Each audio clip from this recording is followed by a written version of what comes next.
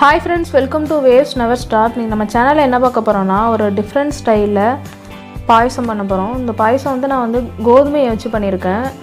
கோதுமை ரவாவை வச்சு இந்த பாயசம் பண்ணியிருக்கேன். வாங்க இப்போ நம்ம சேனலில் இந்த கோதுமை பாயசம் வந்து எப்படி செய்கிறது அப்படிங்கிறத பார்ப்போம். இந்த கோதுமை பாயசத்துக்கு வந்து நான் 1 கப் வந்து கோதுமை ரவா வந்து எடுத்து வச்சுருக்கேன். இது வந்து வீட்டிலே ரெடி பண்ணது தான். கோதுமையை வந்து க்ளீன் பண்ணிவிட்டு நீங்கள் வந்து கொஞ்சம் காஞ்சோன்னே மிக்சிலே போட்டு அரைச்சிக்கலாம். அப்படி இல்லைன்னா மொத்தமாக ஒரு 1 கிலோ 2 கிலோ அந்த மாதிரி மில்லில் கொடுத்தோம் அரைச்சிட்டு வந்துக்கலாம். அப்படி இல்லைன்னா ரெடிமேடாகவும் கடையில் விற்கிது பாக்கெட்டில், அதையும் நீங்கள் யூஸ் பண்ணிக்கலாம். இப்போ இந்த கோதுமையை வந்து நம்ம ஒரு பாத்திரத்தில் எடுத்துக்கிட்டு க்ளீன் பண்ணிவிட்டு இதை வந்து இப்போ நம்ம தண்ணி ஊற்றி வேக வச்சுக்க போகிறோம். உங்களுக்கு எவ்வளோ தண்ணி தேவையோ அந்தளவுக்கு வந்து தண்ணி ஆட் பண்ணிங்க. நான் 1 கப்பு கோதுமைக்கு வந்து நான் ஒரு 2 கப்பு வந்து தண்ணி ஆட் பண்ணியிருக்கேன். இது நல்லா வேகணும்.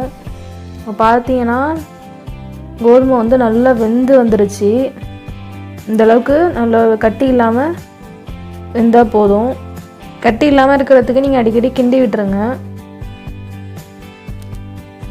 இந்த அளவுக்கு கோதுமை வெந்த பிறகு நீங்கள் வந்து அடுப்பை ஆஃப் பண்ணிடுங்க.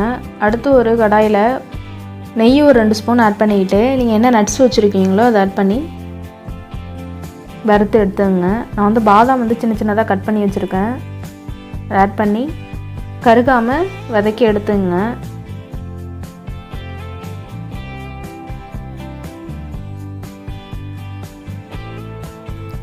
பாதாம் இந்த அளவுக்கு பொன்னிறமானோன்னா தனியாக ஒரு பிளேட்டில் மாற்றி வச்சுங்க. இப்போ அதே கடாயில் நம்ம வேக வச்சுருந்த கோதுமையை வந்து ஆட் பண்ணிக்க போகிறோம். ஆட் பண்ணி நல்லா கிண்டி விட்டுருங்க.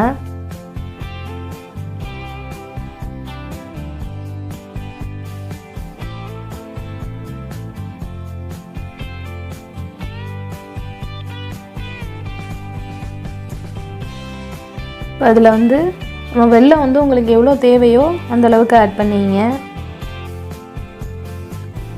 உங்கள் இனிப்பு டேஸ்ட்டுக்கு அந்தளவுக்கு தேவையான அளவு வெல்லம் வந்து உடச்சி ஆட் பண்ணிங்க.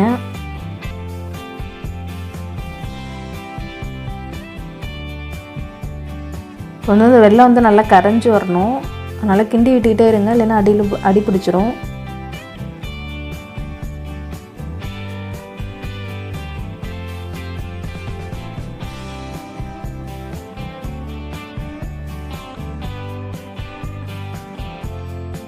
பார்த்தீங்கன்னா வெல்லம் வந்து நல்லா கரைஞ்சிருச்சு. இப்போ வந்து அடுப்பை வந்து சிம்மில் வச்சுருங்க.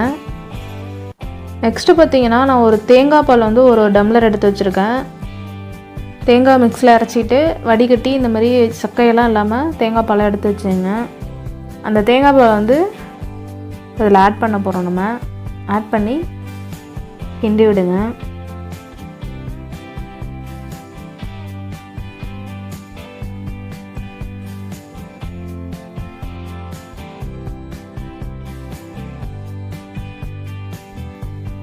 நெக்ஸ்ட்டு வந்து நான் 2 ஏலக்காய் வந்து இந்த மாதிரி நச்சு வச்சுருக்கேன். அதை வந்து இப்போ ஆட் பண்ணிக்க போகிறோம். ஆட் பண்ணி நல்லா கிண்டி விட்டுருங்க.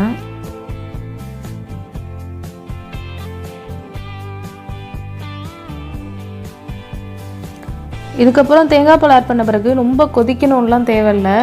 சும்மா லைட்டாக கொதித்தாலே போதும்.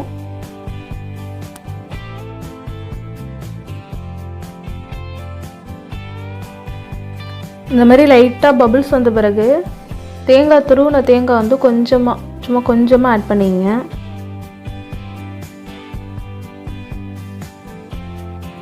அவ்வளோதான் ஃப்ரெண்ட்ஸ். இப்போ வந்து நீங்கள் அடுப்பை ஆஃப் பண்ணிடுங்க. இதுக்கு மேலே கொதிக்கலாம் விடக்கூடாது. லாஸ்ட்டாக வந்து நம்ம வதக்கி வச்சுருந்த பாதாம் வந்து இதில் ஆட் பண்ணி சேவ் பண்ணிங்கன்னா சூப்பரான கோதுமை பாயாசம் வந்து ரெடி. இந்த கோதுமை பாயாசம் வந்து ரொம்பவே நல்லா டேஸ்ட்டாக இருக்கும்.